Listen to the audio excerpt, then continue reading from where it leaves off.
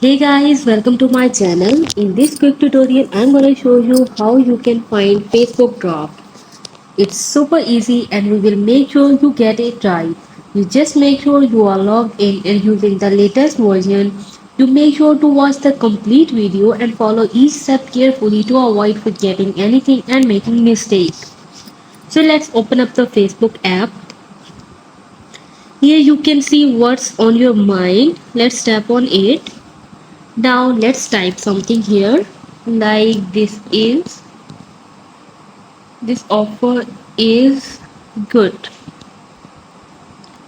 Now all you have to do is you can see the arrow here, just tap on it and now you can see save as draft. Click on this and now your post is going to draft. Now how you can find the draft? You can see the notification here. Tap on the notification icon and here you receive the notifications. Here you can see they give you a time limit that your draft will be expired in 3 days. If you want to delete, so you can discard the draft, but if you want to open it, let's open it again. And here you can see this draft is open again. So this is the only way you can find your draft.